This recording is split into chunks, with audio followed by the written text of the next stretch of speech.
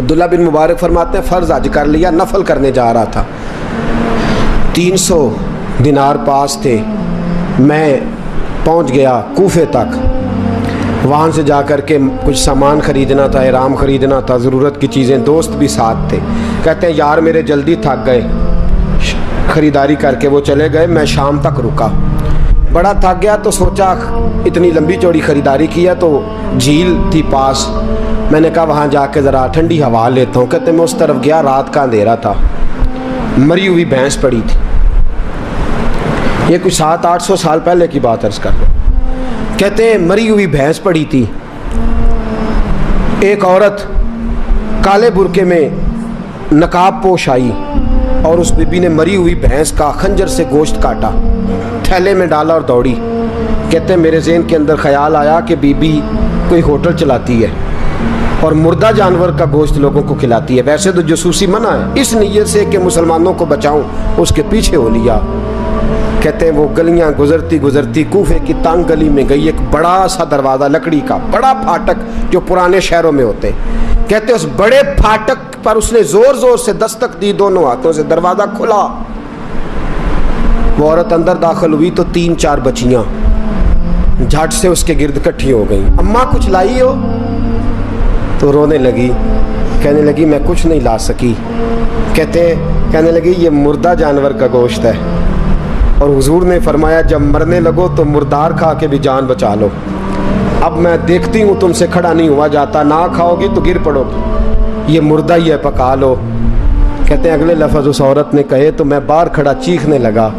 وہ کہنے لگی ہم سید زادیاں ہیں, صدقہ زکوٰۃ کھا نہیں سکتی, اور سب روگاں دا روگ محمد, جس دا نام غریبی, کنڈ ولا کے لنگ جاندے سب دوست یار قریبی, سید ہیں, صدقہ زکوٰۃ یہ مردار کھا کے گزارا کرو. کہتے ہیں پھر اس عورت نے 4 بیٹیوں کو سینے سے لگایا, کہنے لگی تمہارا باپ زندہ ہوتا تو یہ دن نہ, سید بھی اور یتیم بھی اور مسکین بھی. پھر وہ روئیں.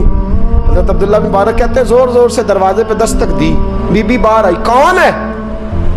تو میں نے کہا میں عبداللہ بن مبارک ہوں, محدث ہوں, زمانہ مجھے جانتا ہے, میرے شاگردوں کی لسٹ بڑی لمبی ہے.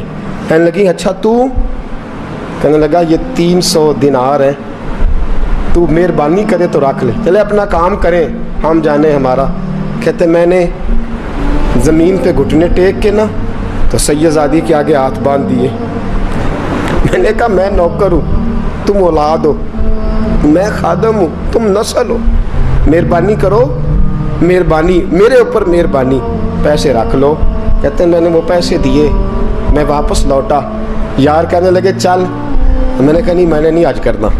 کہنے لگے کوئی نیا پلاٹ لینے کا پروگرام بن گیا, کوئی نئی انویسٹمنٹ, لوگ تانے دیتے ہیں نا, پر جے کر یار دے نام دا ملے میڑا, ان چولی پا لئیے پنجے سٹیے نا, جے کر یار دے نام دی ملے سولی, جھوٹا جھوٹ لئیے پچھاٹیے نا. کہتے ہیں میں نے کہا یار جیسے تمہاری مرضی سمجھ لو, یہ میرا راز ہے, میں بتاتا نہیں. فرماتے ہیں لوگ حج کرنے چلے گئے, میں وطن آ گیا. 6 ماہ کے بعد قافلے لوٹے, جاگ کے سننا ذرا بات. میرے نبی نے فرمایا تو میرے امتی کی پریشانی دور کر, اللہ کامل حج کا ثواب دے گا. فرمایا میرے حبیب علیہ السلام کی امتی حضرت عبداللہ بن مبارک فرماتے میں آیا حج کر کے, حاجی آئے تو میں بڑی حسرت کے ساتھ, میں گھر میں روتا تھا, سوچتا تھا آج وہ مینا میں ہوں گے, آج وہ مزدلفہ عرفات میں ہوں گے, آج وہ لوگ جمرات کی رمی کر رہے ہوں گے. میں تڑپ کے سوچتا تھا آج در رسول کی حاضری دے رہے ہوں گے. کہتے میں روتا تھا. جب حاجی لوٹے 6 ماہ کے بعد تو حاضری دینے گیا, ملنے گیا, پہلا دروازہ کھولا حاجی صاحب نے, میں نے کہا مبارک ہو. کہتے ہیں میں نے مبارک دی, ذرا سنیے گا. کہتے ہیں وہ حاجی مجھے ڈانٹنے لگے, کہنے لگے چھوڑ یار, اتنا بڑا آدمی ہو کے تو غلط بات کرتا ہے. میں نے کہا کیا ہوا؟ کہنے لگے تو نے ہمیں کہا کہ جانا نہیں, اور پھر ہم مینا میں آوازیں دیتے رہے, تو بات ہی نہیں سنتا تھا. ہم آوازیں دیتے رہے, ان اللہ علی کل شیء قدیر, آوازیں دیتے تھے, سنتا نہیں تھا. کہتے میں حیران ہوں, میں یار میں تو کیا نہیں. کہنے لگے ہم 11 حاجی جھوٹ بولتے ہیں تو اکیلا سچ بولتا ہے, سب نے دیکھا ہے. کہتے میں پلٹ آیا, चौथे दिन फिर एक हाजी को मिलने गया, मुबारक दी।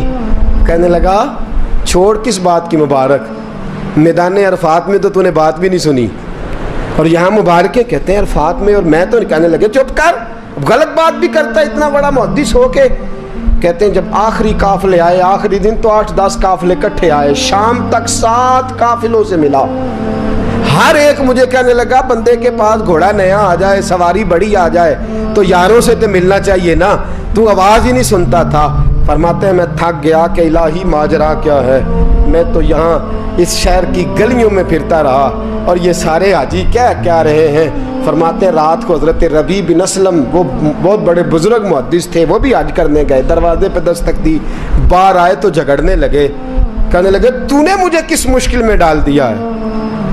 मैंने कहा हुजूर क्या हुआ, किस मुश्किल में। मैं तो मिल कहने लगे छोड़ यार, आलिम था तो मैं तेरी इज्जत करता था, तूने ये क्या किया। मैंने कहा क्या हुआ। कहने लगे याद नहीं जब तू रोज़ा रसूल के सामने मिला था, जब नबी पाक के मुवाजे के सामने तो पैसों वाली थैली मुझे पकड़ा गया, पकड़ अपने पैसे। मैं तो संभालते संभालते थक गया हूँ।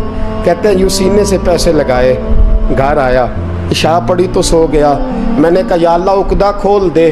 रात गहरी हुई, मेरे घर की दीवारें चमकने लगीं, नूर फैलने लगा, खुशबू ही खुशबू पूरे शहर को मुअत्तर करने लगी।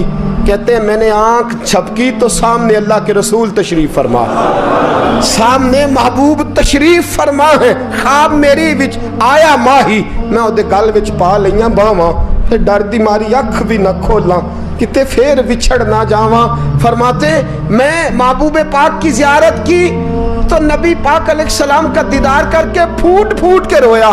अब मेरा दिल था हुजूर बोले कोई बात करे, महबूब बोले लब खोले। फरमाया क्या।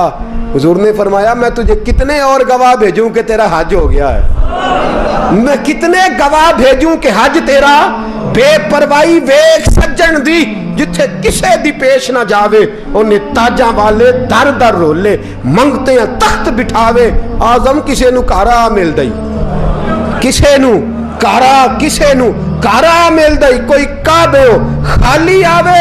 फरमाया कितने गवाह भेजूं कि हज हो गया।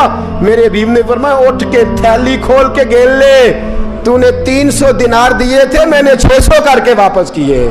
फरमाया किन। हजरत अब्दुल्ला बिन मुबारक ने 60 हज फरमाए।